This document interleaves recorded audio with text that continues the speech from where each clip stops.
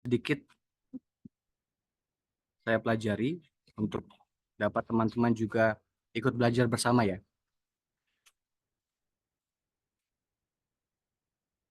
Saya izin share screen.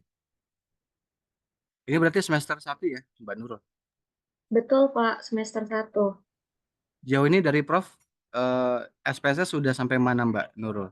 Baru kemarin terakhir batas non-parametrik, Pak. Sama chi-square dan data akhir mungkin. Regresi linier juga. Oh, regresi linear udah ya? Sudah, Oke. Pak. Slide saya udah terlihat belum ya? Sudah, Pak. Oke, baik. Jadi hari ini kita akan mempelajari salah satu software statistik selain SPSS. Ya, jadi yang teman-teman pelajari kemarin dengan Prof itu SPSS lebih ke penelitian OLS namanya, partial least square, ya, ordinal least square. Nah, hari ini kita akan belajar PLS, tapi sebelum itu saya akan menyampaikan agenda. Jadi kita akan belajar 5 tahap, ya, introduction, komparasi antara dua software, konsep dasar, model, dan latihan. Namun sebelum saya menyampaikan materi, saya ingin membuka wacana teman-teman semua dari lembar yang saya sampaikan melalui screen share ini. Teman-teman bisa melihat bahwa banyak yang beranggapan metodologi penelitian atau statistik itu susah. Ya, saya berprinsip begini teman-teman, baik di perkuliahan maupun di kehidupan saya sehari-hari. Jadi Anda adalah apa yang Anda pikirkan. Ya, you are what you think. Oke, jadi kalau di depan teman-teman bisa melihat your thoughts is your reality dan you adalah di tengah-tengah. Jadi kalau teman-teman beranggapan bahwa statistik, metodologi penelitian itu susah, maka outputnya akan susah. Ya. Jadi harus dibuka dulu wacana teman-teman bahwa statistik itu mudah, ya. Metode itu mudah. Ya, tidak ada yang tidak susah. Nanti is impossible. Karena apa? Karena nanti metode ini akan kepakai terus pada saat teman-teman residensi, apalagi nanti pada saat tesis, itu pasti akan kepake, ya. Karena nanti statistik ini akan dipelajari terus sampai semester terakhir, ya. Apalagi jika memang teman-teman nanti bercita-cita ingin jadi akademisi atau jadi dosen atau jadi pengajar, penelitian ini sangat penting, ya.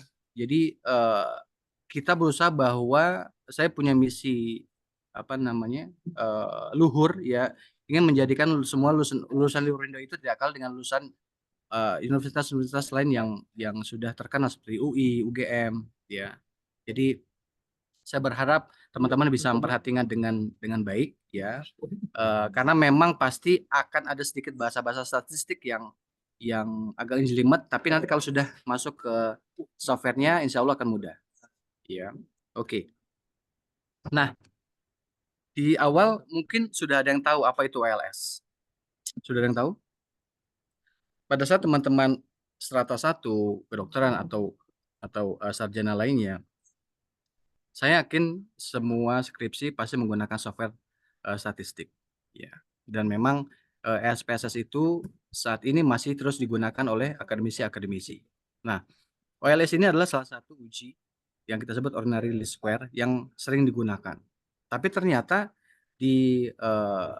pada sebuah penelitian ada juga yang namanya PLS, partial least square. Apa itu partial least square? Nanti akan kita pelajari. Ini adalah sekelumit tentang OLS. Ya, OLS adalah metode analisis statistik yang digunakan untuk membuat model regresi linear yang teman-teman sudah pelajari. Ya, jadi eh, membuat atau menilai atau menguji kausalitas, ya, penyebab dari variabel independen ke dependen.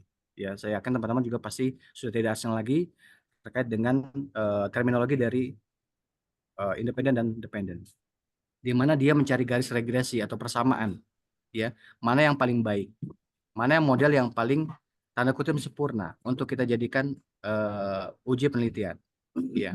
Namun OLS ini hanya digunakan untuk model regresi linear. Karena nanti akan kita pelajari ada yang namanya analisis jalur atau path analysis. Ya, jika kita menggunakan OLS dalam model regresi atau path analysis, ini harus dilakukan beberapa kali uji, ya. Tapi nanti kita akan pelajari dengan menggunakan software Smart PLS, kita akan melakukannya hanya dalam satu kerangka konsep, ya. Dan hasil OLS hanya menyediakan koefisien regresi. Nah, ini yang tadi saya bilang bahwa eh, OLS ini teman-teman pasti sudah menggunakannya melalui software SPSS. Ya. Jadi SPSS adalah salah satu software statistik yang sering digunakan. Sebenarnya di akademisi ini banyak menggunakan software ya selain SPSS ya. Sebenarnya akan kita pelajari ada Smart PLS, ada eViews, ada Stata ya. Biasanya kalau Fakultas Ekonomi menggunakannya eViews ya karena dia menguji data sekunder. Kemudian PLS itu apa? Ini adalah sama. Prinsipnya adalah dia sebuah teknik analisis multivariat. Multi berarti lebih dari dua. Ya, kalau dua bivariat. Kalau satu univariat. Univariat. Ya, jadi untuk membangun atau menguji model statistik. Jadi pada saat peneliti ingin mengajukan proposal pengajuan penelitian, dia harus memastikan bahwa model itu cocok. Ya, karena belum tentu model itu cocok untuk penelitian tersebut. Ya, karena kita tahu ada namanya penelitian kuantitatif, ada kualitatif, ya. Dan banyak model yang bisa dipakai.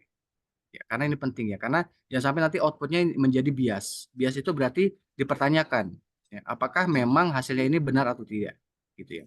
Dan PLS ini menggabungkan aspek analisis regresi, kemudian analisis jalur atau path analysis, dan analisis faktor konfirmatori. Ya. Kemudian juga digunakan untuk mengevaluasi hubungan antara variabel laten dengan manifest.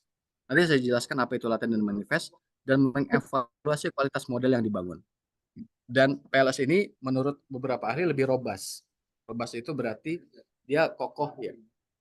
Artinya hasilnya dapat eh, dijadikan pegangan untuk dilakukan penelitian selanjutnya. Di mana dia bisa menerima karakteristik tertentu seperti ukuran data kecil.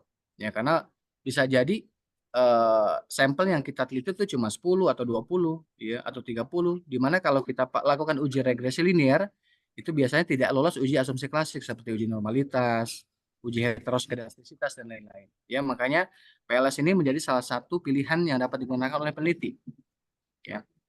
Nah, ini salah satunya software yang kita gunakan adalah Smart PLS yang sekarang terbaru udah keluar versi 4. Ya. Sekarang akan kita bahas bagaimana sih perbandingan antara OLS dengan PLS. Ya, agar fair, saya harus bisa menjelaskan bagaimana kelebihan dan kekurangan. Pasti setiap software statistik ada kelebihan dan kekurangan. Bagaimana OLS? OLS itu biasa memang mudah dipahami dan digunakan. Ya, kemudian dapat memberikan pemahaman yang baik tentang hubungan antar variabel dan dapat memprediksi nilai variabel independen berdasarkan nilai variabel independen. Tapi ada kekurangannya. Nah, seperti yang tadi saya sampaikan sebelumnya, OLS ini dia sensitif terhadap uji asumsi klasik seperti linearitas, homoskedastisitas, kemudian autokorelasi. Ya. Kalau data sudah tidak normal, maka harus dilakukan pembenaran atau pembetulan. Ya, banyak caranya. Ya, bisa dibuang outliernya, ya, atau bisa dilakukan uji ulang kuesioner. Kemudian kelebihan dari PLS, ukuran sampel ini bisa lebih kecil, bahkan di bawah 100 dia sudah bisa di running, ya. Dan tidak memerlukan asumsi distribusi normal. Jadi walaupun datanya tidak normal, tetap bisa di running di software Smart PLS. Kemudian modelnya kompleks. Kompleks ini berarti gini, misalnya kita meneliti sebuah penelitian ya tesis lah, let's say. Kita mau menilai sebuah kepuasan.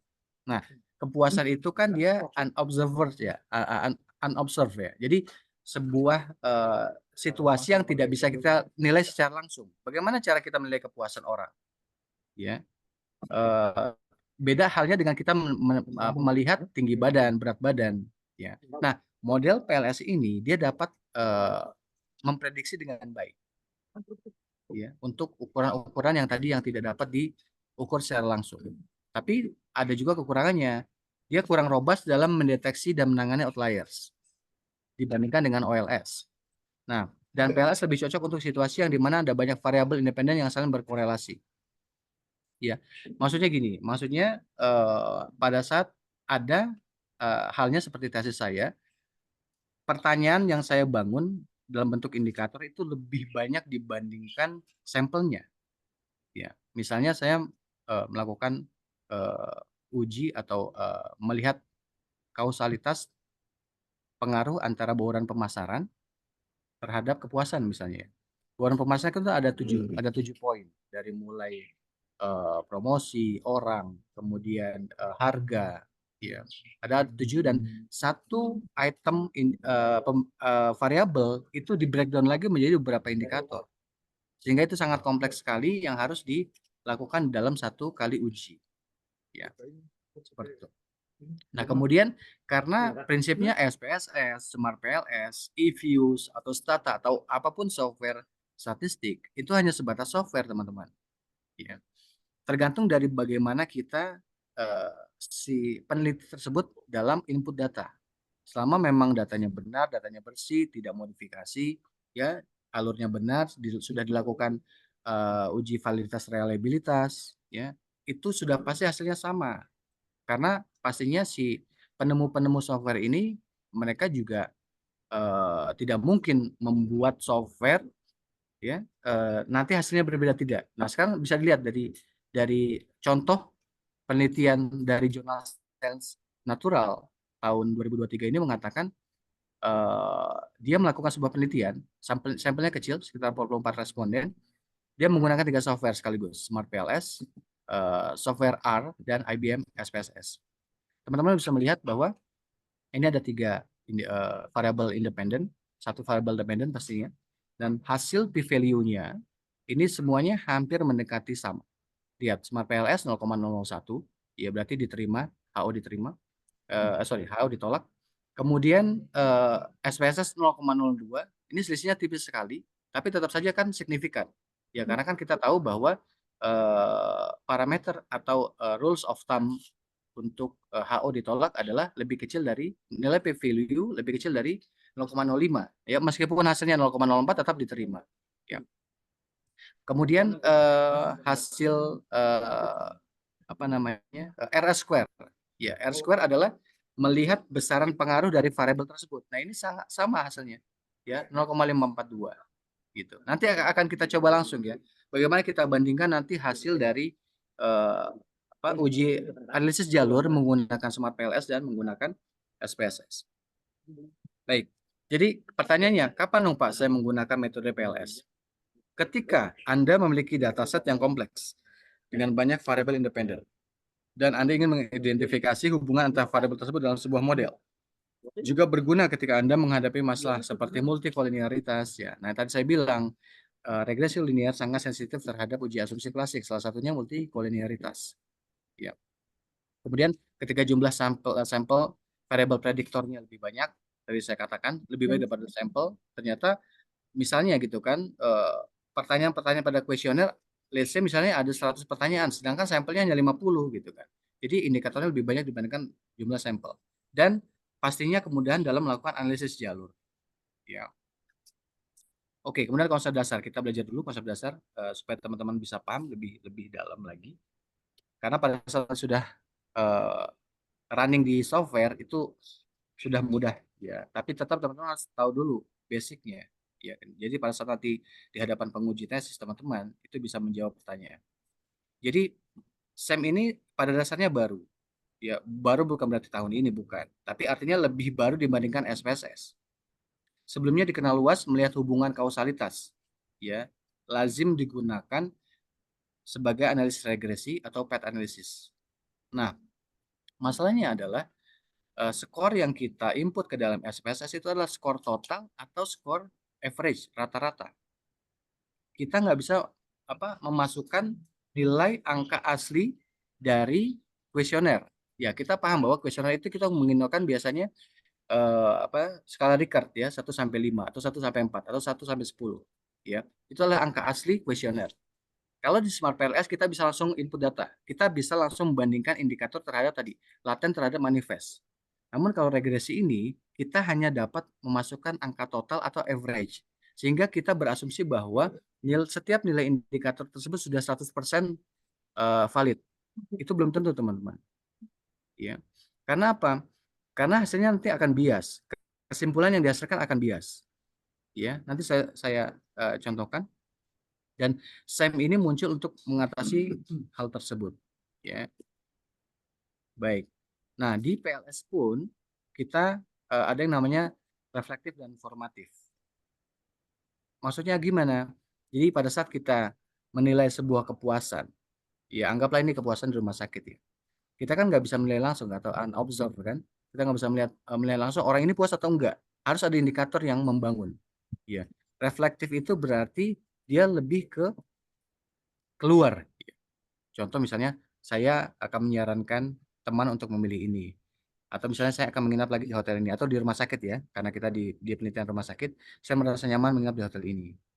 Ya. Tapi sebaliknya pada formatif ya, dia dari apa? Dari luar ke dalam.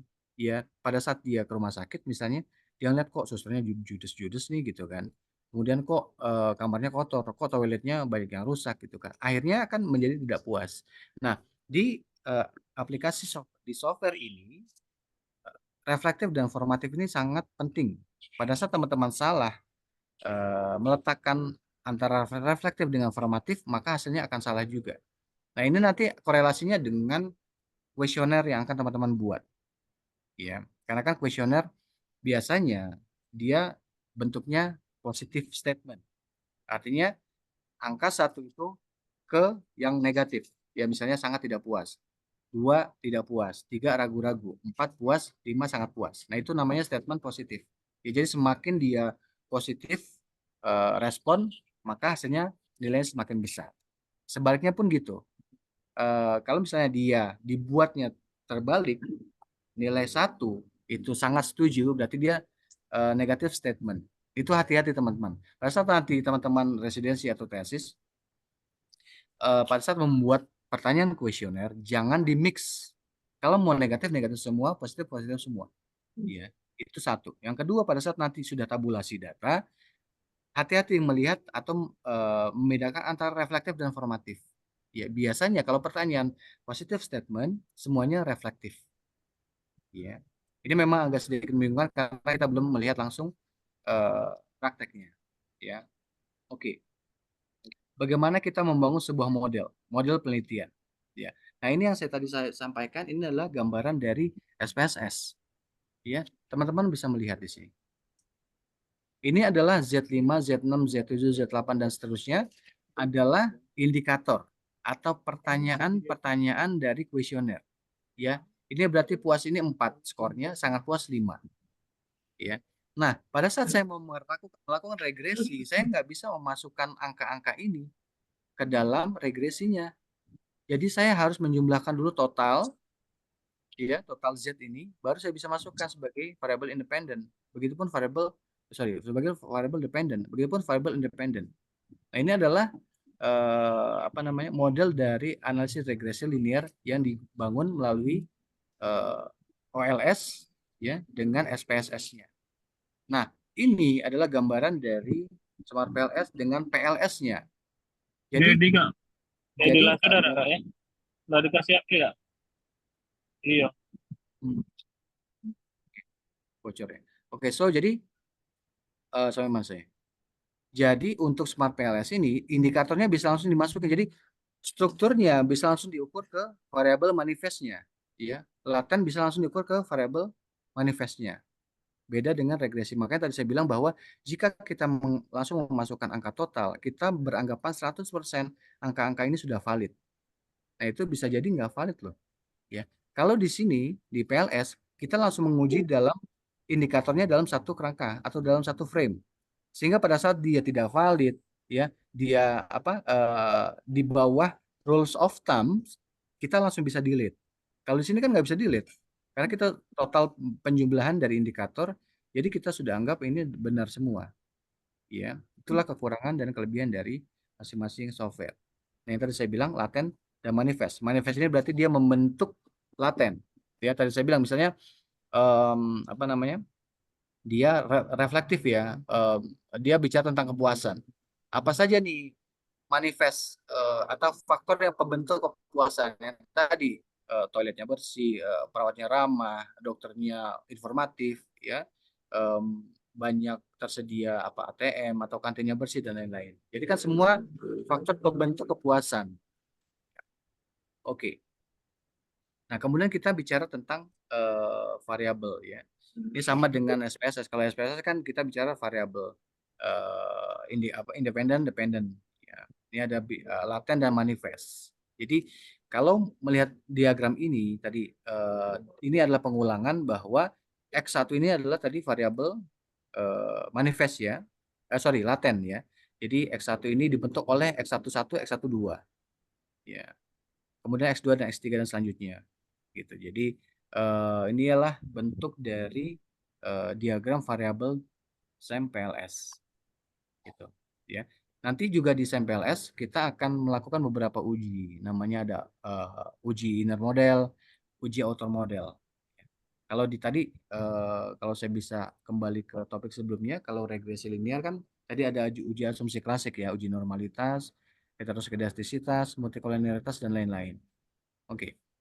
Nah, ini adalah langkah-langkah yang akan kita kerjakan ya.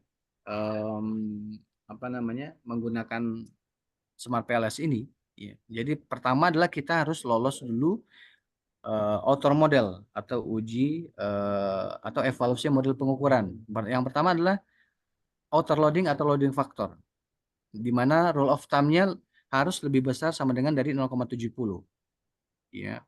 Kemudian nilai AV, average variance expected, di mana rule of thumb-nya atau parameter ukurnya adalah harus lebih besar sama dengan dari 0,50. Setelah lolos validitas konvergen, masuk ke uji reliabilitas. Kita akan menilai atau melihat angka kelompok alfa, dia harus lebih besar sama dengan 0,70 dan composite reliability harus lebih besar dari 0,70.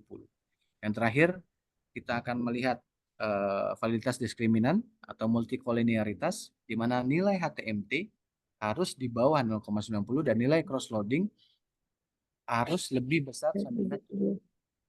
Setelah kita melewati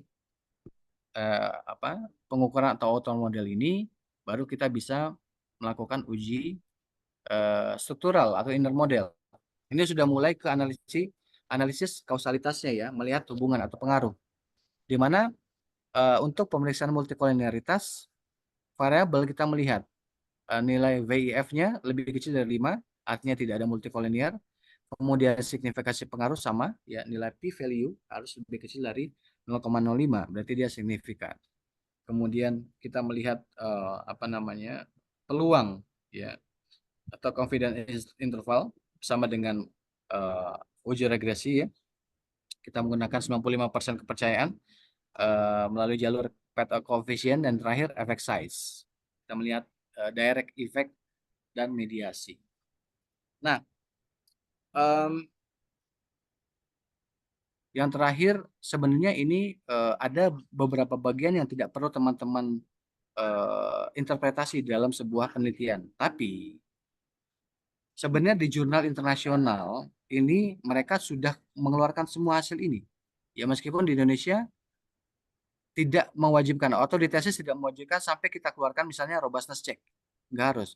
Atau PLS predict, nggak harus.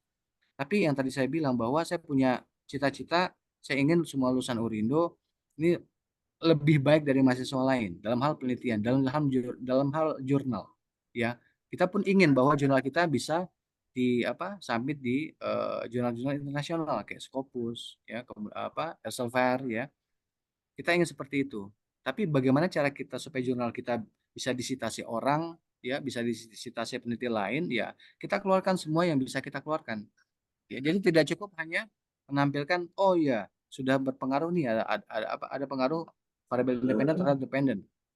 Terus apa? So what? Kalau sudah berpengaruh terus apa gitu kan? Oke, kita melihat besaran pengaruhnya berapa persen. Terus selanjutnya apa? Gitu kan? Kan selama ini kan kita hanya mengeluarkan seberapa besar pengaruh dan apakah berpengaruh atau tidak dan seberapa besar pengaruh, selesai kan? Tapi kita tidak bisa memprediksi apakah model ini benar atau tidak. Apakah model ini cocok atau tidak. Ya, jadi jangan sampai gambaran awamnya kita mengukur berat badan dengan menggunakan meteran atau sebaliknya kita mengukur tinggi badan dengan menggunakan timbang badan. Ya, benar-benar sama-sama alat ukur tapi kan tidak tepat. Gitu. Ya, nah evaluasi model inilah yang perlu kita pelajari dan perlu kita keluarkan. Meskipun ini tidak wajib dalam tesis teman-teman nanti. Ya, nggak harus keluarin tadi robustness check, nggak usah nggak harus dikeluarkan, atau PLS Predict tidak harus dikeluarkan. Tapi angka lebih baiknya jika teman-teman bisa juga mengeluarkan hal tersebut. Sebenarnya tidak sulit karena Smart PLS sudah memberikan fasilitas ini, ya. Oke. Nah, softwarenya ini Smart PLS 4 banyak di Google, teman-teman bisa searching di YouTube ya bagi how to downloadnya. Ini saya akan tampilkan juga dan teman-teman bisa beli. Saya tidak menyarankan beli yang bajakan karena dibajakan banyak banget di baik di Shopee maupun di Tokopedia ya. Itu murah, nggak sampai 100.000. Yang aslinya memang mahal ya. Teman-teman belinya di websitenya Smart PLS. Ya.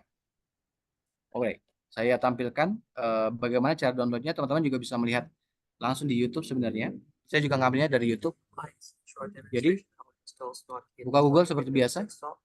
Go to google.com and type in Smart PLS. Nanti And click on the first link. It will be a Smart ketik Smart PLS, nanti dia akan keluar paling And atas then biasanya. Up top, you will have a link that will say Dia akan keluar perintah download.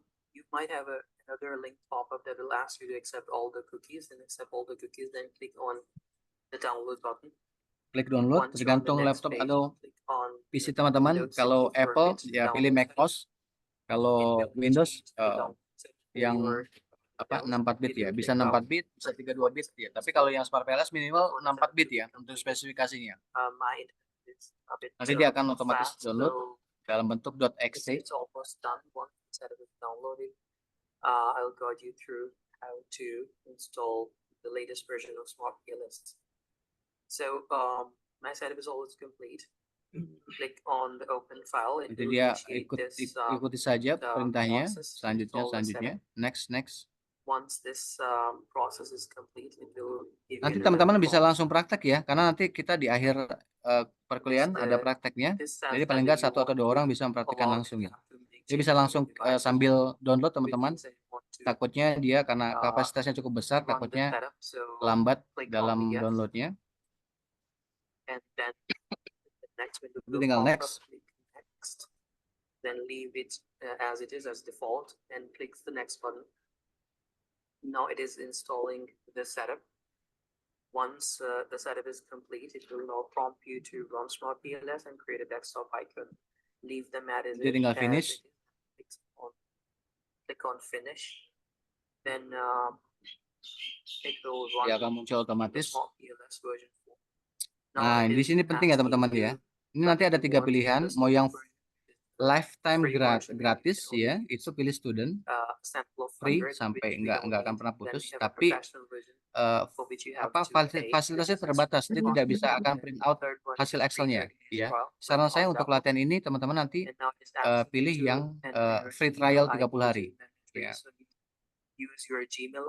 Nanti masukkan emailnya, boleh Gmail, boleh Yahoo, boleh apapun. Allow you to install it again. So if you're installing it for the Karena first nanti time, email ini use akan your digunakan email ID. I have Smart PLS exhausted untuk all my mengirimkan email addresses, so what I apa will namanya, do is a temporary email address. key ininya ya, tokennya ya, So key activation. for to receive a token code, and once you have your email ID, copy and paste the email ID in the email ID section, type in your name, and then if you want to agree, you can agree to receive further marketing emails. If you don't want to, don't click on it, then press on submit button. Now refer to your email, and you will have Oke. email in your Nanti dia akan inbox, terima and it tokennya will have a token. atau key di Let me email show you that's the yang token teman-teman here. daftarkan. This weird number, Nanti ini dimasukkan ke copy this and paste it over, kolom yang diminta ya, confirmation token. and click on submit. You have your Teman-teman bisa langsung Smart praktekkan PLS available agar nanti for you di for akhir 30 kuliah days. kita bisa It langsung says, praktek ya. That's the license key. It's on my name and it will expire on January 8th. Nah, ini dia memilih di free trial 30 hari ya. That's it. Now stop using. Kalau sudah tampilan seperti ini That's sudah the basic selesai. interface of Smart PLS. Nah, banyak teman-teman yang agak bingung nanti pada saat bikin new project, nanti pilih new Thank you project, very much. kemudian dia akan mengarahkan ke folder teman-teman. Nah, di folder PC-nya teman-teman itu pilihnya new folder ya, jangan di folder yang udah ada. Ya, karena banyak yang bingung di situ. Pak, kok saya nggak bisa bikin new project gitu? Karena pilihnya di folder yang udah ada. Jadi bikin folder baru nanti. Ya, makanya biar enak tadi nanti kita akan langsung latihan. Alright. So, kita akan praktek langsung ya. Ini akan saya keluarkan terakhir saja summary-nya. Jadi saya akan tampilkan siapa yang udah download selesai berhasil. Sudah, Pak. Sudah ya, oke. Kita langsung praktek. Tadi saya kayaknya udah saya buka ya. Alright, saya buka dulu.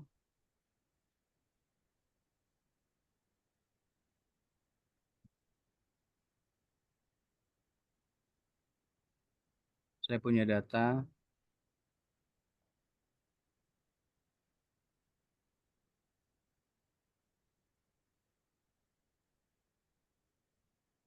Nah, inilah contoh data di mana ada 100 sampel ya.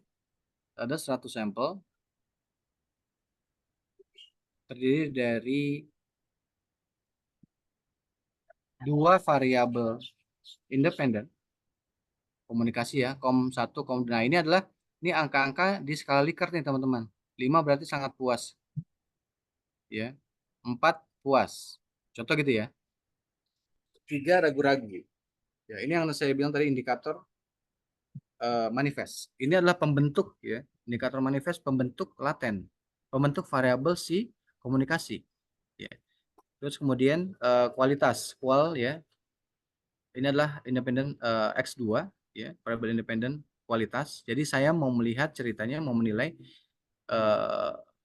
analisis komunikasi atau hubungan komunikasi dan kualitas terhadap, nah ya, terhadap berarti kan udah masuk ke dependen ya, terhadap motivasi dan kepuasan. Nah, karena saya mau membangun sebuah jalur analisis, ya makanya saya membuat motivasi ini sebagai variabel intervening. Jadi variabel intervening adalah variabel yang berada di tengah antara variabel independen terhadap variabel dependen. Variabel intervening ini dia bisa merubah kausalitas loh. Misalnya tadi gini, komunikasi ternyata berpengaruh langsung terhadap kepuasan. Misalnya komunikasi perawatnya bagus, dokternya bagus, sehingga pasiennya puas. Oke, tapi ternyata atau sebaliknya, ya komunikasi tidak berpengaruh terhadap kepuasan misalnya. Ya, ternyata begitu saya taruh variabel motivasi menjadi variabel intervening, ternyata dia berhasil memediasi sehingga variabel tersebut bisa berubah tadinya nggak berhubungan menjadi berhubungan. Inilah fungsinya PET analysis. Ya, kita merasa bahwa apa namanya, sepertinya ini motivasi bisa menjadi variabel mediasi. Dia bisa merubah situasi, bisa merubah keadaan. Sehingga apa? Nanti kesimpulan dan sarannya itu bisa bermain nanti di motivasi. Tidak hanya di tadi komunikasi, tadi kan komunikasi nggak berhubungan ya, begitu kita taruh motivasi akhirnya berhubungan, berarti kan harus dilakukan sesuatu terhadap motivasi ya. Bisa jadi eh, perawatnya judes karena kurang motivasi diri ya, ya mungkin ya gajinya kecil ya, macam-macam ya, karena kan internal. Nah, makanya pengaruh motivasi ini bisa dimasukkan, salah satu contoh bisa dimasukkan ke dalam uji PET analysis atau analisis jalur, right? So jadi saya punya dua variabel independen, satu variabel intervening dan satu variabel dependent. Ya, itu apa? Kepuasan. Oke. Nah, saya akan coba masukkan ke dalam Smart PLS. Harusnya udah kebuka.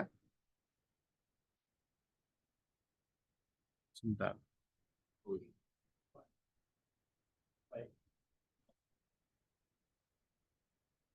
Semoga nggak error ya, karena tadi pagi saya coba beberapa kali ya.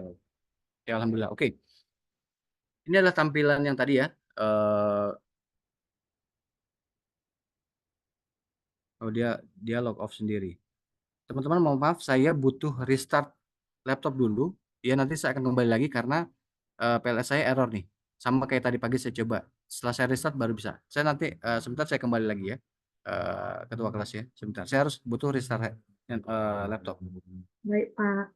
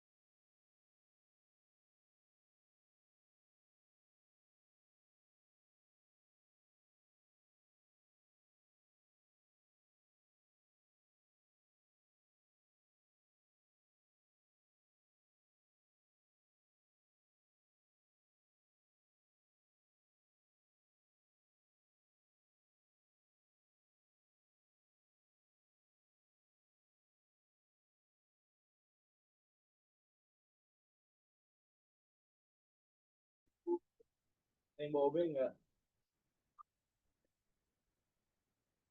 Yang udah berhasil download siapa ya? Sepertinya Smart Palace saya agak trouble ya. Dia close down terus deh. Siapa yang sudah berhasil download nanti kita praktek dari situ saja. Saya kirimkan datanya. Sudah, Pak. Siapa?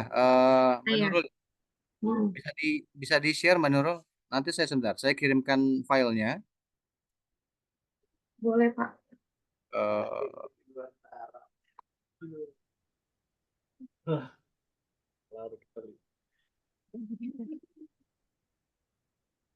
mohon maaf ya ini agak kok tiba-tiba trouble. Em,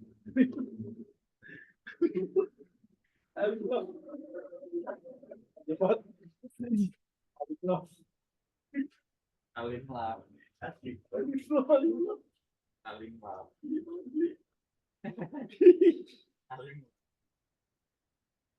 sudah terima di chat box.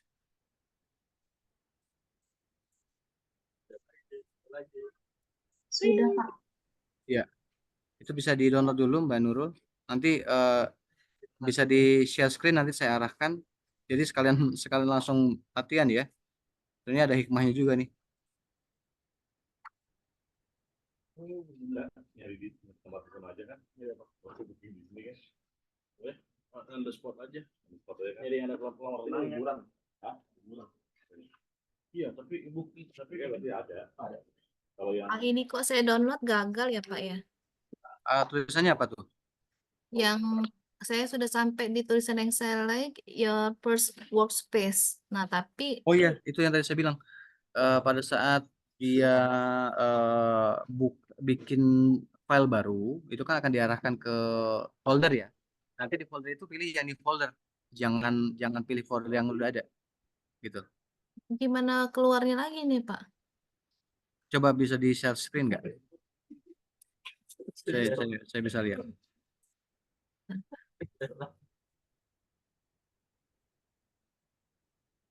Coba share screen, nanti saya arahkan.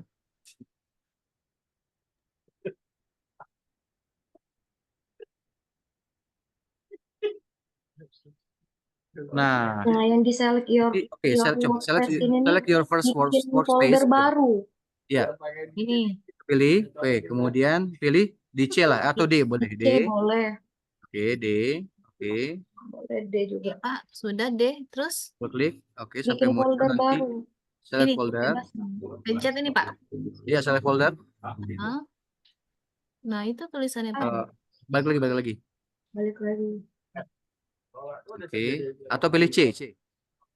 Iya, Oke, saya di C tadi, Pak. double klik. Double klik. Nah, Klik itu new folder. New folder. Di folder yang di atas itu, mah. Di Yang di atas, atas. samping Yang Yang di organize. atas, yang di atas. Atas kiri. Oh, Itu, oke. Nah, tulis Bikin apa aja aja? tulis latihan. Tulis latihan. Latihan 39B. Oke, select. masih dibaca. Oke, select folder udah selesai, itu udah jadi. Nah, nggak mau nih Pak. Select folder. bisa. Nah, itu udah mulai. Nah, jadi ya bebas mau Mbak Nurul mau Dokter Rina silakan yang mau latihan. Ini terus pilih apa lagi Pak? Ya, yang tadi data yang Excel silakan di-download.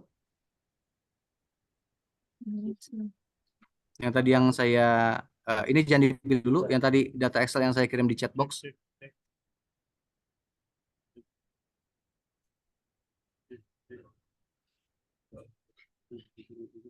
Kalau dari download Excel-nya, Pak, izin Pak bertanya, kalau di C dan Boleh, D nggak bisa gimana Pak? Bisa, dokter. bisa. Harusnya bisa. Bisa itu. Tadi caranya, tadi Cuman di new foldernya itu. double klik Jangan C dimasukin di folder yang lain. Ya, Oh gitu di new folder ya? Coba dulu ya. Harus di new folder. Dia nggak New bisa folder. kalau misalkan dimasukin di folder yang udah ada di komputernya itu, di laptopnya itu. Ini mesti di new folder. Coba Mbak Nurul bisa coba latihan Mbak Nurul bisa di share screen. Boleh, Pak. Nanti ya. Bentar ya, Pak.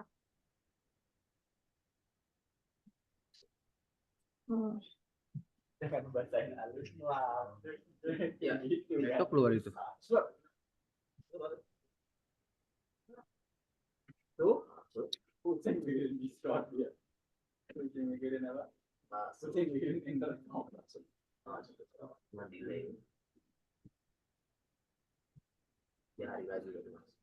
Ya udah dapet. Oke. Ada belum? Udah. Klik new project.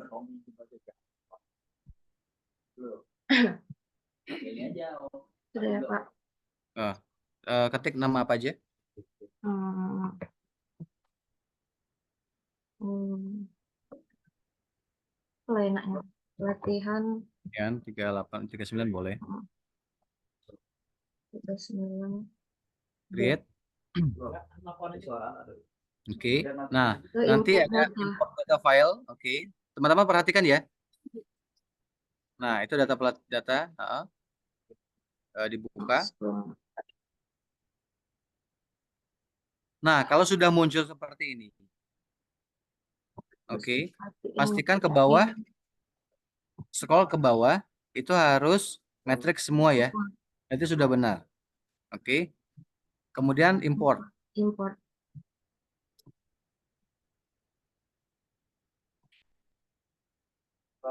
Dah. Ya, Pak. Oke. Sorry, Mbak Nurul tadi yang 30 hari atau yang student? Oh, sebentar.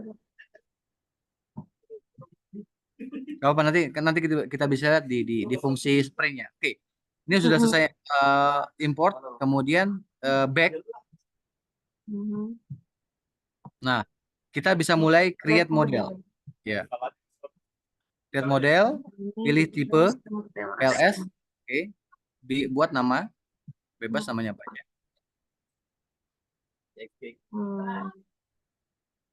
PLS. Oke. Save. Oke. Nah, Gimana cara ini Discord dihapus lagi kita? Hapus dulu. sebentar. Sebentar. Data yang saya kirim, yang saya kasih bukan yang latihan itu, Mbak. Data juga akan dihapus. Bukan ini, Pak, kayaknya. Iya, Ini, makanya. Pak. Kok ada itu? Heeh. Itu data lain, coba diulang Iya. lagi, upload lagi. Bentar ya, Pak. Kita ulang. Dia kan udah hapus.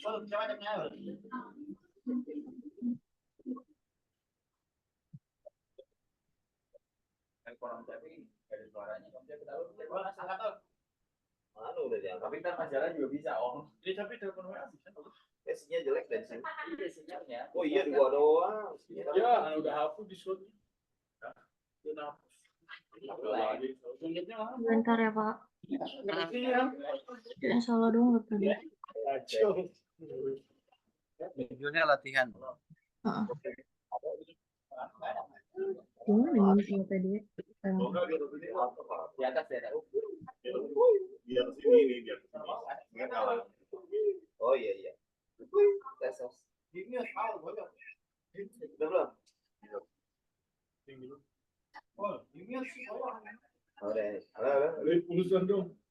Parah. Kayaknya besar ya. Udah 34. Masa. Oh, Itu udah. Kita akhirin aja. Gimana cara ngeluarin ini?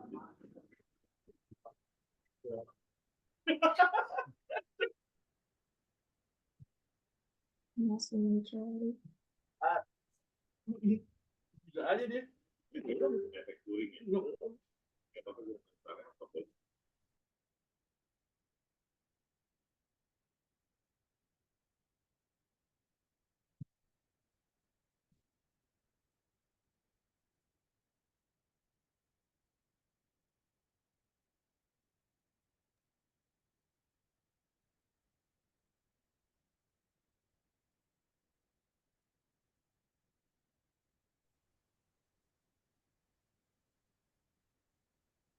Coba kembali ya, Pak.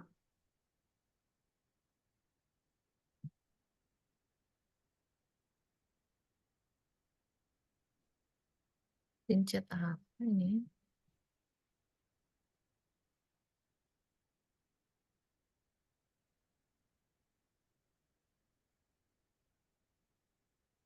Yang ini bukan. Diulang lagi berarti.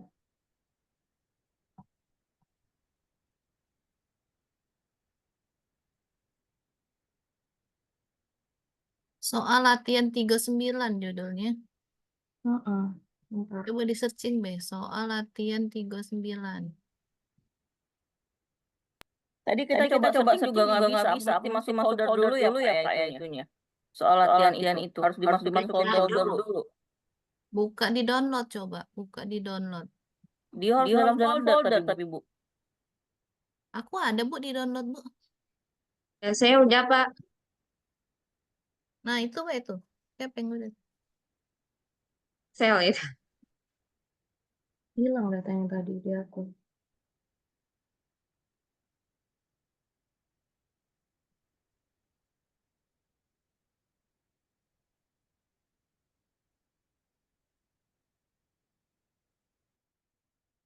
Kalau Kak Susi pengen nyoba, cobalah Kak. Kalau lagi hilang datanya tadi. Tahu ini diunduh di mana? Ke save.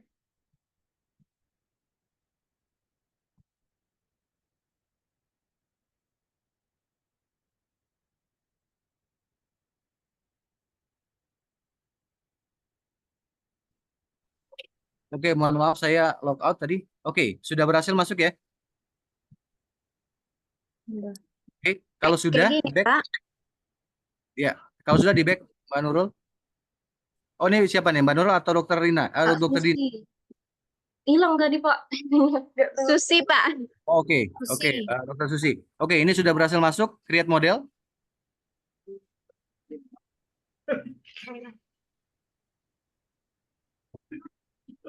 Oke, model type-nya choose PLS name karena kita akan menggunakan. Oke, model name-nya bebas. Save.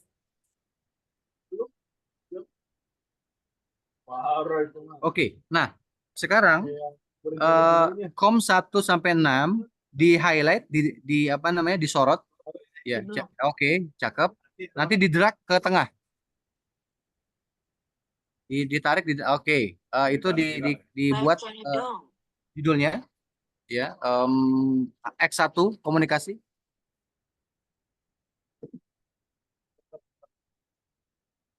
Kemudian enter. Kemudian kualitas 1 sampai 5 sama di drag ke kanan. X2 kualitas.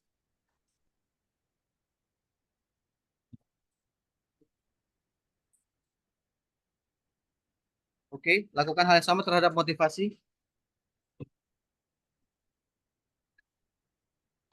Motivasi nanti taruh di tengah.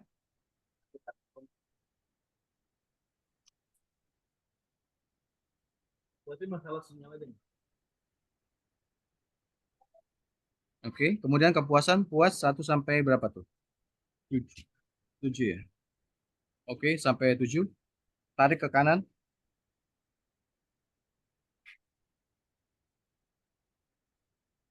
Z kepuasan. Atau motivasi dibuat Y nggak apa-apa. Nanti ya. Z kepuasan, motivasinya X3 ganti Y. Klik kanan edit. Nah, cari Y. Oke, apply. Oke, nah sekarang kita rapikan dulu yang komunikasi 1, X1 komunikasi, klik kanan, nanti sebelah kanan itu ada tanda ini Mbak Dok.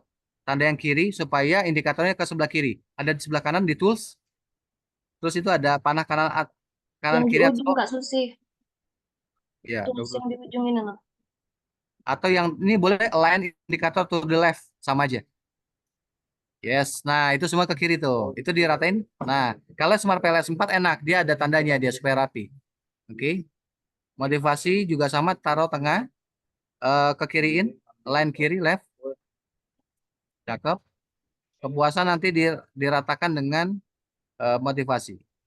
Tarik ke tengah. Oke, baik. Kemudian pilih connect paling atas. Connect paling atas, tab paling atas, tulisannya connect. Oke. Nah, nanti tahan di variabel komunikasi, arahkan ke motivasi. Ke komunikasi dulu. Komunikasi dulu. Oke, arahkan ke motivasi. Sambil ditahan, apa namanya? Connect, kemudian klik di komunikasi, ditahan, terus ditarik ke motivasi. Jadi membuat garis dia. Cakep. Dah. Lakukan hal yang sama, kualitas ke motivasi. Ya. Oke. Motivasi ke kepuasan. Motivasi ke kepuasan. Oke. Kemudian komunikasi ke kepuasan. Motivasi ke Itu kepuasan. kiri. Motivasi kepuasan. Komunikasi ke kepuasan. Komunikasi kepuasan. Ya. Komunikasi ke kepuasan. Kemudian Kualitas kepuasan. kepuasan. Pintar. Oke. Dah? Kualitas ke kepuasan. Kualitas kepuasan. Nah, oke. Nah, ini sampai nyambung. Kualitas ke kepuasan. Sebenarnya connect-nya nggak usah pencet, dia cukup sekali udah ke connect terus, Mbak. Nggak apa-apa. Cukup sekali ya, Pak ya. Iya. Sampai kena kepuasannya Kak, yang Nggak biru itu bisa-bisa Iya. itu putus. Lain Sampai sampai ke birunya. kepuasan. Itu masih di luar. Tarik sampai ke Oh, kepuasan. Mas, nyentuh birunya ya, Pak. Iya, betul. Nah, cakep. Nah, ini adalah sebuah kerangka konsep path analysis atau analisis jalur. Cara bacanya adalah apakah komunikasi dan kualitas langsung terhadap motivasi. Ya, itu yang pertama. Apakah komunikasi dan kualitas berpengaruh langsung terhadap kepuasan? Itu yang kedua. Ya. Yang ketiga, apakah komunikasi, kualitas, dan motivasi berpengaruh langsung terhadap kepuasan? Ini cara baca kerangka konsep analisis jalur. Oke, sekarang kita lakukan tadi inner dan outer model. Oke, calculate.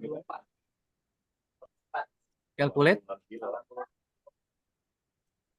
Oke, cakep. PLS SAM algorithm. Diklik. Kemudian ini dibiarkan saja defaultnya. Ya, sudah benar. Path standardized default. Start calculation. Bawah. Ya. Bawah. Itu sudah benar. Itu sudah benar semua. Start Yang biru. calculation.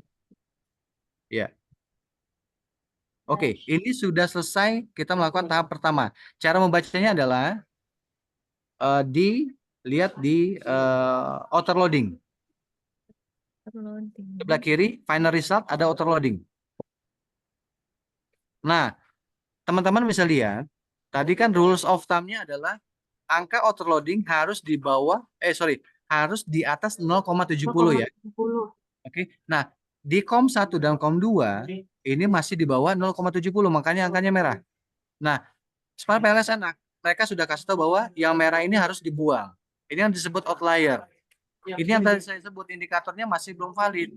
Ya, kalau tadi kita regresi, itu kan semuanya kita jumlahkan. Berarti kita berasumsi bahwa COM1 dan COM2 sudah valid. Padahal tidak.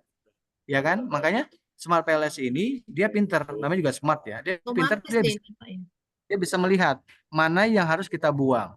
Oke. So, ingetin ya, tadi atau dicatat, COM1, COM2, dan motif 1 harus dibuang. Oke. Bagaimana cara buangnya? Balik lagi. Edit. COM1, COM2, klik kanan, di delete. COM1 dulu. Klik kanan, delete. Kanan. Oh, itunya dulu, sorry. Connect-nya dipindahkan ke select dulu. Yang tadi, connect kan, connect atas, kan masih connect tuh. Pilih select. Select, kiri. Bukan. Yang tadi connect. Kiri itu nah, kiri. Pilih select. Samping ya, 1, 2, 3. Ke kiri. Ke kiri. Nah, Nah. select. Pilih COM1, COM2. COM1 dulu, klik kanan, delete. Oke. COM2, klik kanan, delete. Oke, sama tadi motif 1 ya. Klik kanan, delete. Oke, kita running ulang. Udah kita hapus tadi yang merah-merah, kita running ulang. Ya, calculate. Oke. PLS lagi. Oke.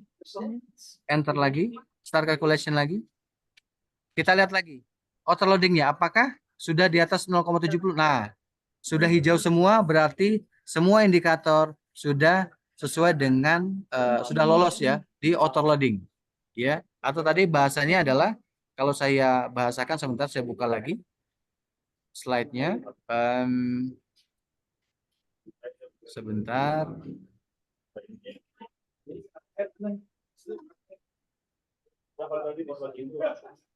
Tadi berarti validitas konvergen sudah lolos untuk uji autoloading. Kemudian yang kedua adalah kita melihat nilai angka AV. Lihatnya di mana? Di discriminant validity. Di bawah quality criteria. Ke bawah. Oke. Nah. Oh sorry bukan. Di construct reliability. Ya, itu. Di atasnya, Kak. Yes. Nah, lihat angka AV paling kanan. Tadi kan rule of thumb-nya adalah harus di atas 0,50 ya. Sedangkan di situ sudah di atas 0,50 ya. Tandanya apa hijau? Dia 0,66 kan. Paling rendah 0,58. Berarti lebih dari 0,50. Jadi biasanya kalau autoloading-nya sudah lolos, ke belakangnya pasti lolos. Ya. Oke, sudah selesai. Kemudian validitas konvergen sudah lulus. Yang kedua adalah uji reliabilitas. Kita melihat nilai kelompok alfa dan composite reliability. Kita lihat tadi kelompok alfanya berapa? 0,82 ya.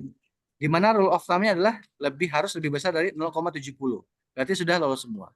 Yang ketiga adalah angka dari composite reliability. Sama. Dia harus di atas 0,70 ya.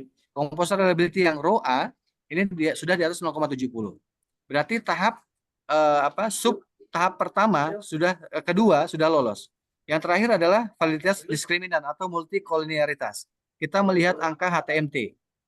HTMT yang tadi ya betul. Nah, rule of thumb-nya adalah harus di bawah 0,90. Angkanya 0 berarti sudah di bawah 0,90 ya. Paling tinggi kan 0,822 0,824. Berarti sudah lolos. Oke. Kemudian kita lihat angka cross loading. Ya, cross loading itu ya cakep. Di situ ya, betul. Nah, angka cara bacanya gini. Nilai komunikasi X1 yang atas dengan komunikasi yang kiri indikator, dia harus lebih besar terhadap variabel lain. Ya, contoh misalnya komunikasi 3, lihat. Komunikasi 3 terhadap X1 komunikasi kan 0,787 ya, paling atas ya. Nah, teman-teman bisa lihat di X2 kualitas, motivasi, dan kepuasan pasti harus lebih kecil dari X1 komunikasi dengan Kom3. Gitu ya cara bacanya ya. Jadi harus lebih kecil. Tapi biasanya tadi saya bilang, kalau AV-nya sudah lolos, kemudian HTMT sudah lolos, rombak alfa sudah lolos, sudah pasti cross loading-nya juga lolos. Tapi ini wajib kita keluarkan, kita interpretasi di dalam hasil. Ya. Oke, jadi dengan kata lain, evaluasi model pengukuran atau outer model sudah lulus semua. Kita lanjut ke evaluasi yang kedua, yaitu menilai uji kausalitas, yaitu evaluasi model struktural atau inner model. Caranya adalah, ini bisa di save ke Excel dulu untuk nanti kita kopas ke Word ya. Save ke Excel. Oh, berarti ini yang student version. Ya. Atau save nggak apa-apa.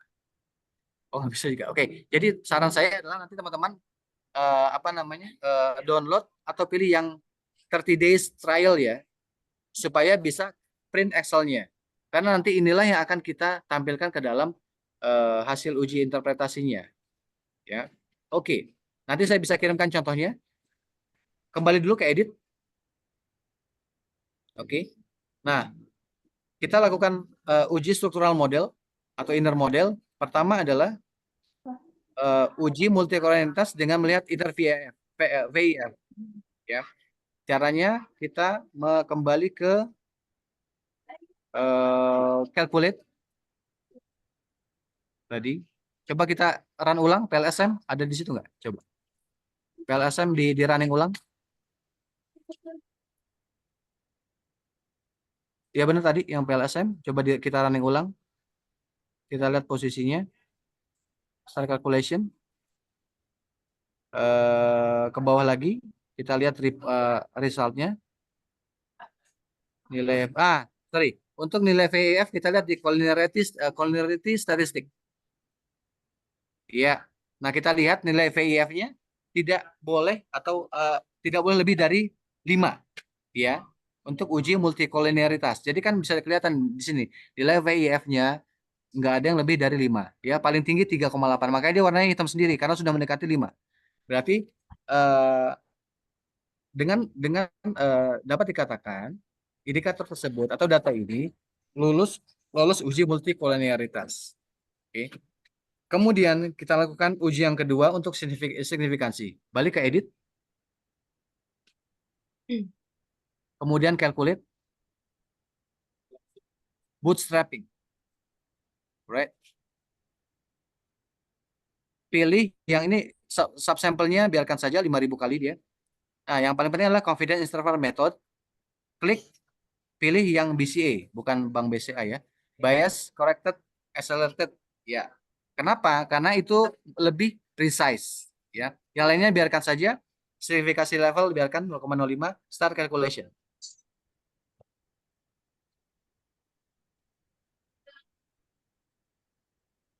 Oke, cara bacanya adalah buka pad coefficient. Nah, kelihatan. Cara bacanya adalah ternyata dari uji tersebut X1 komunikasi terhadap motivasi ada hubungan atau berpengaruh. Dengan apa? Nilai p-value-nya lebih kecil dari 0,05. Ya, tandanya hijau semua. Komunikasi terhadap kepuasan secara langsung dia berhubungan dengan angka p-value-nya lebih dari kecil dari 0,05. Begitupun kualitas terhadap motivasi. Ya, begitupun motivasi terhadap kepuasan. Nah, hanya saja kualitas tidak berpengaruh terhadap kepuasan. Nah, kenapa kualitas tidak berpengaruh terhadap kepuasan? Ya, there's something wrong. Ya kan? Nah, makanya kita coba nanti memasukkan motivasi. Apakah dengan masuknya motivasi sebagai variable intervening, apakah dia bisa merubah dari yang tidak berpengaruh menjadi berpengaruh? Ya, nanti hasil inilah, interpretasi inilah yang akan yang disubmit di dalam jurnal maupun di dalam tesis. Ya, oke. Jadi kita sudah melakukan uji langkah tahap kedua, itu signifikansi. Kemudian kita lihat confidence interval 95%, pad coefficient. Ya. Dari mana ngelihatnya? Oke. Cara ngelihatnya adalah confidence interval yang atasnya lagi. Nah, bisa kelihatan di sini yang tadi kan berpengaruh nih, ya. Komunikasi terhadap motivasi. Iya berpengaruh, tapi seberapa besar pengaruhnya? Ya, secara parsial. Oh, ternyata besaran pengaruh secara parsial komunikasi terhadap motivasi adalah 0,365. Tapi ini tidak tunggal, bukan angka tunggal. Ya. Di sini bisa kelihatan dari confidence interval 95%, ya, bahwa kita meyakini, kita memprediksi sebesar 95% itu jika bentuk komunikasi ini tidak diapa-apain, tidak di-maintain, ya, maka motivasi si pasien ya akan sebesar 0,169. Gitu ya cara bacanya ya. Tapi jika komunikasi ini di-maintain dengan baik, ya, bisa diprediksi prediksi kita, nilai prediksi kita 95% yakin ini dia akan meningkat sampai dengan maksimum 0,548 atau 54,8%. Ya. Jadi dari 36% bisa meningkat maksimum 54,8% kalau dilakukan perbaikan. Ya, begitu cara bacanya ya, confidence interval. Begitupun komunikasi terhadap kepuasan, kualitas terhadap motivasi dan lain-lain. Ya, baik. Oke, kita sudah selesai confidence interval. Kemudian kita lihat effect size F square. Kita lihat di F square di bawah F square itu R square. F square ini bukan di sini lihatnya tadi di balik lagi ke PLS algorithm. Balik ke edit. Coba ada di situ enggak? Harus ada di situ. Calculate atau calculate PLS lagi. Oke, start calculation lagi. Lihat, nah F square yang quality criteria. Ya, F square. Bawahnya lagi. Bawahnya F square. Bawah. Sip. Oke, nah ini besarannya teman-teman. Ya, bahwa nilai F square-nya adalah komunikasi terhadap motivasi 0,210. Ya, atau 21%. Ini cukup rendah ya. Komunikasi terhadap kepuasan 22,4%. Ya, kualitas terhadap motivasi 38, kepuasan kecil sekali ini. Nilai pengaruh pada saat variabel independennya dihilangkan ini sangat kecil sekali. Ya, ada parameter ukuran di mana dia rendah, di mana dia moderate, di mana dia tinggi. Oke. Kemudian kita lihat angka R-square. R-square itu menunjukkan bahwa besaran pengaruh secara simultan atau secara keseluruhan. Berapa persen dia? Oh, lumayan, ya. Variabel independen terhadap motivasi besaran R-square-nya 584, 0,584 atau 58,4%. Ini jatuhnya ke moderat. Ya, kalau nggak salah itu ukuran tinggi di atas 70%. Tapi sudah lumayan lebih di atas 50. Ya. Berarti apa cara bacanya? Bahwa variabel tadi komunikasi dan kualitas mempengaruhi secara simultan variabel motivasi sebesar 58,4%. Sisanya berarti sekitar 42 ya persen variabel lain di luar penelitian ini. Begitupun variabel independen komunikasi dan kualitas plus motivasi terhadap kepuasan besaran pengaruhnya adalah 59,6%. Ini lumayan moderat ya. Ini nanti akan menjadi nilai interpretasi teman-teman sekalian. Oke. Kemudian yang terakhir adalah evaluasi model pengukuran reflektif yang tadi. Ya, tadi R-square kita sudah bacakan. R-square berapa besarannya? R-square sudah kita bacakan. Kemudian statistik epsilon V. Nah, kan tadi kita bicara analisis jalur, ya kan? Tadi kita sudah bicara besaran pengaruh langsung antara variabel independen terhadap independen ya. Tadi dilihat dari nilai R-square dan pad coefficient. Ya. Lalu bagaimana besaran nilai atau jalur pengaruhnya? Ya, kita lihat balik lagi ke apa namanya? Ke bootstrapping, edit. Oke, calculate. Tadi lihat di bootstrapping. Kita ngelihat apa namanya pengaruh tadi variabel mediasi. Start calculation lagi.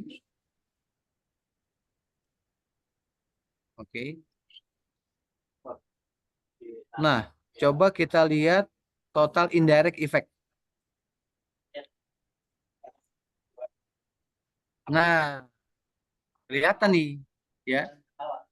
Sebentar, total indirect effect, total komunikasi kepuasan, kualitas kepuasan. Kalau telapaknya loh. Halo? Ya, oke. So, berarti kan kelihatan di sini teman-teman, ya. Komunikasi. Sebentar. Coba buka yang spesifik indirect effect. Coba dok. Sorry, Dokter Susi. Yang spesifik indirect effect. Nah, tuh. Nah, ini hasil pengaruh tidak langsung.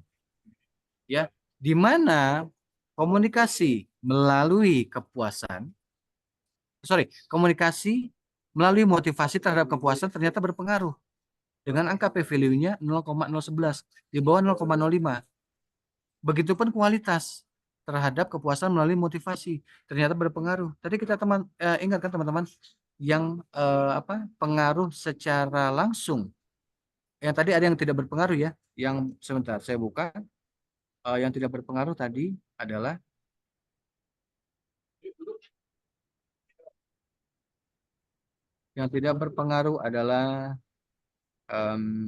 sebentar saya buka. Kualitas dan kepuasan ya. Nah, kalau kita lihat hasilnya di sini ternyata kualitas terhadap kepuasan tadinya kan nggak berpengaruh kan 0,47 ya untuk p-value-nya. Ternyata begitu kita berikan variabel motivasi sebagai variabel intervening, dia menjadi berpengaruh teman-teman. Artinya apa? Jika rumah sakit tersebut ingin merubah mindset pasien yang tadinya nggak puas menjadi puas pada variabel kualitas, pada variabel indikator kualitas, maka dia harus memberikan motivasi supaya pasiennya puas. Ya, artinya apa? Bahwa motivasi ini berhasil memediasi atau full mediation namanya bahasa statistiknya, bahwa full mediasi terhadap kepuasan. Oke. Kemudian yang variabel komunikasi itu kan tetap sebelum dimasukkan variabel motivasi sebagai intervening, dia kan berhubungan secara langsung ada maksudnya berhubungan ya terhadap si kepuasan dengan p-value-nya memang di bawah 0,05. Pada saat dimasukkan variabel motivasi di tengahnya atau variabel intervening, dia tetap berpengaruh. Artinya tidak ada atau tidak memediasi. Ya, tidak memediasi antara komunikasi dengan kepuasan. Seperti itu cara bacanya. Right? So, lanjut. Tadi kita sudah selesai. Kemudian tadi statistik epsilon V. Nah, karena di Smart PLS ini belum mengeluarkan perhitungan secara otomatis statistik epsilon V atau melihat besaran pengaruh dari variabel yang tidak langsung. Kalau tadi kan kita sudah melihat nih, variabel langsungnya kan tadi nilainya per koefisien sekian persen, ya. Kemudian nilai R-square-nya sekian persen. Lalu pada saat uji mediasi yang tadi baru kita lakukan, sudah ada kelihatan hasilnya adalah berpengaruh atau full mediation. Tapi besarannya berapa? Kita lakukan caranya menghitung manual. Ya. Menghitung manual ini nanti saya kasih filenya. Ini cara hitungnya adalah angka rata dari R-square dengan nilai Q-square ya dikali 2 atau akar pangkat 2 sama dengan epsilon V gitu ya. Nanti saya kasih filenya. Kemudian kita sudah selesai untuk epsilon V. Nih keluar aja lagi Pak, stop share. Stop share aja lagi Pak. Oke, sebentar. Saya jelaskan ini dulu. Q square jangan keluar dulu. Epsilonnya kita belakangan saja. Coba Q square. Edit lagi. Mudah-mudahan bisa ya. Calculate.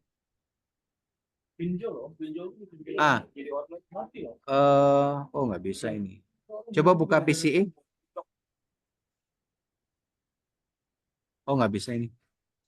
Coba klik start calculation.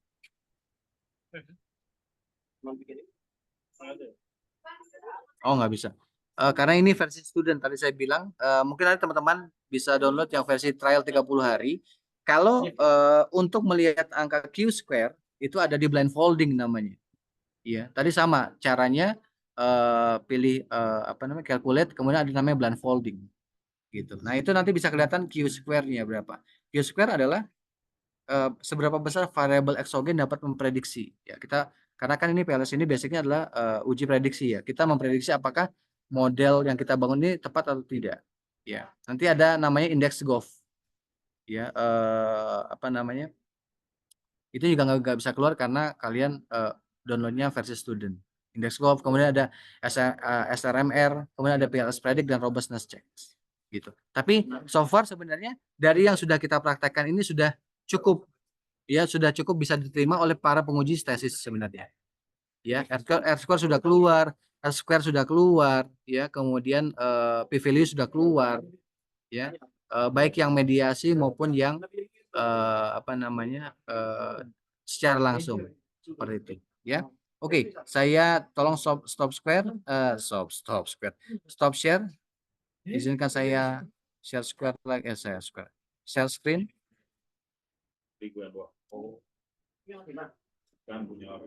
Oke, saya coba tampilkan sedikit sebagai penutup ya.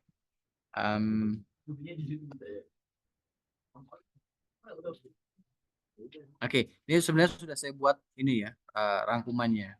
Ya. Itu yang tadi kan, ini kan uji mediasi ya, ya. Sebesar sekian tadi sama hasilnya ya. Ini effect size ya. Ini yang tadi epsilon V. Jadi kita melihat setelah kita lakukan uji mediasi seberapa besar sih pengaruhnya ya. Dari mana angkanya? Dari sini nih, akar kuadrat 0,365 ini kan R square ya. Kita coba cek benar nggak R square 0,365 ya. Nah ini kan R square dari bukan R square, ini adalah besaran pengaruh atau pet coefficient antara komunikasi terhadap motivasi 0,365 ya. Kemudian ya ini ya. Kemudian 0,373 dari mana? Kita cek. 373. Angka dari motivasi terhadap kepuasan ya.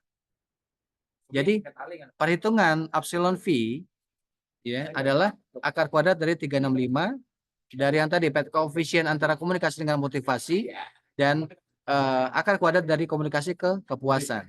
Hasilnya adalah dikali ya. Hasilnya adalah 0,01. Berarti apa? Pengaruhnya rendah. Dari mana? Menurut Cohen dan Oekbubu tahun 2020, jika 0,175 berarti mediasi tinggi. 0,075 mediasi medium dan 0,01 mediasi rendah.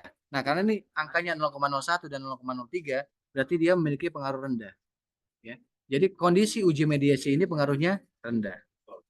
Oke. So,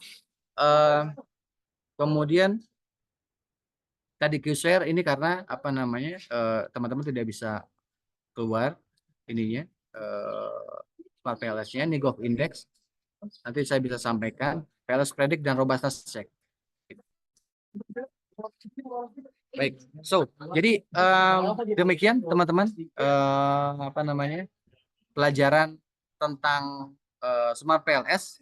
Jadi jangan khawatir teman-teman. Artinya gini, kalau saya lihat kalian lebih bisa mempraktekkan langsung, ya, bukan berusaha untuk mengcompare dengan kelas lain, tapi dengan melihat sepertinya beberapa teman-teman bisa diandalkan dari kutip, ya, kalian sudah bisa melakukan praktek langsung. Jadi kan lebih mudah ya mempraktek langsung dibandingkan dengan tadi teorinya, ya. Jadi yang ingin saya sampaikan bahwa sebagai slide terakhir ini,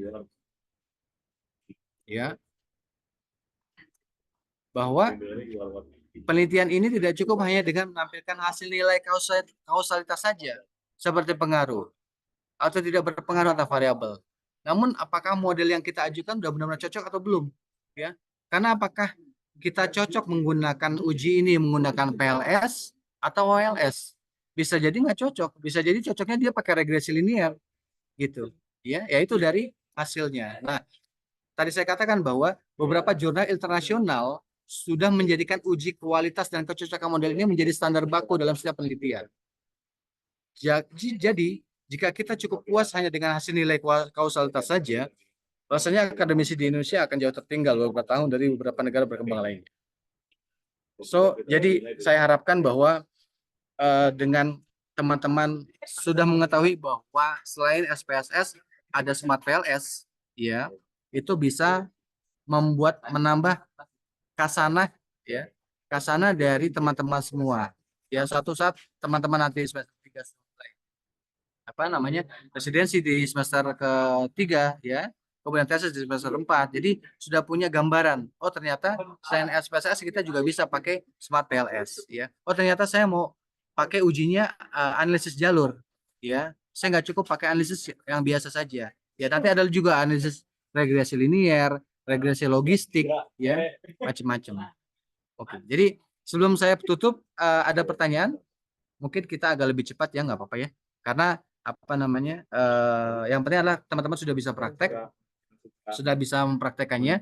Nanti saya akan kirim soal latihannya ke ketua kelas. Jadi silakan ketua kelas membuatkan interpretasi. Saya akan berikan contohnya ya, contoh interpretasinya bagaimana. Nanti tinggal di copy paste saja teman-teman latihan. Tapi saya akan ganti datanya, ya. Tapi bentuk nanti laporan interpretasinya saya akan buat sama seperti yang ada di tesis. Ya, oke. Jadi sebelum saya akhiri ada pertanyaan di sini teman-teman. Mudah-mudahan semakin mengerti ya, bukan semakin bingung ya. Insya Allah, Pak. Insya Allah. Ya kan kayak Dokter Nurul, Dokter Susi tadi jago-jago itu. Dokter Dina jago, mudah kan, gampang kan? Ya. Insya Allah, Pak. Ada pertanyaan? Mungkin di luar ini atau tentang metodologi penelitian, silakan sebelum kita akhiri.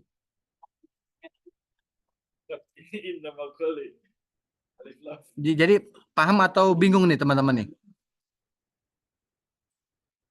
Mau coba Paham, praktek Pak. lagi, Pak. Paham ya, alhamdulillah. Ya paham, gampang lah. Jadi balik lagi tadi, nothing is impossible. Ya. Jadi Lebih enak ini dari SPSS kan, Pak? lebih gimana? Sorry. Lebih Lebih enak. enak ini dari SPSS, Pak. Exactly Kalau ya. SPSS tuh Menurut saya, inputnya satu-satu ya, Pak. Jadi pengalaman saya adalah lebih enak karena dia bisa melakukan running dalam satu frame. Kalau SPSS tadi kalian harus melakukan satu-satu. Kalian harus lakukan uji dulu tadi komunikasi, kemudian apa namanya Normalitas dan lain-lain. kualitas terhadap motivasi dulu. Kemudian selesai, kemudian kalian lakukan uji ulang. ya, komunikasi, kualitas dan motivasi, baru ke kepuasan, nanti baru digabungin kayak gitu. Kalau lakukan uji analisis jalur. Tapi kalau teman-teman sadar di Smart PLS juga mereka sudah mengeluarkan regresi linear loh, sama prinsipnya, gitu. Ya, oke. So jadi ada pertanyaan teman-teman? Berjalan aja Pak, nanti kalau ada yang masih bingung. Iya silakan. Jadi saya akan tinggalkan nomor telepon saya. Oh, dokter ini kemana? Oh, dokter Lulu sudah tahu ya nomor telepon Iya, saya. Pak. Jadi silakan saja kalau ada yang mau diskusi, apa namanya, mau tanya sesuatu, insya Allah saya jawab pada saat saya ada pas lagi senggang, ya karena teman-teman yang lain juga, Pak ini saya nggak bisa ini, insya Allah saya jawab. Jadi saya senang untuk melakukan diskusi dengan teman-teman karena apa yang penting teman-teman bisa. Karena saya punya niat, saya punya tujuan bahwa saya lebih bahagia jikalau memang bisa menelurkan atau menerbitkan mahasiswa-mahasiswa yang bisa menjadi penerus ya dalam hal ini tentang metodologi penelitian ya, ini priceless buat saya ya. Jadi kapanpun teman-teman butuh bantuan, teman-teman bisa japri saya ya. Nomor saya ada di Dokter Nurul, di Mbak Nurul ya, silakan saja. Baik, kalau nggak ada pertanyaan lagi, saya ucapkan terima kasih. Izin Mohon maaf. dokter, Ya, silakan. mau screenshot dulu dokter buat bukti Oh ya, temuan. sorry Boleh saya dibuka dulu kameranya teman-teman. Udah ya. Yuk. Udah siap ya. 1, 2, 3. Sekali lagi ya. 1, 2, 3. Sudah, terima kasih Pak. terima kasih banyak teman-teman 39. Selamat happy weekend ya. Have a nice day. Bye. Assalamualaikum warahmatullahi wabarakatuh. Waalaikumsalam warahmatullahi wabarakatuh. Terima kasih Pak.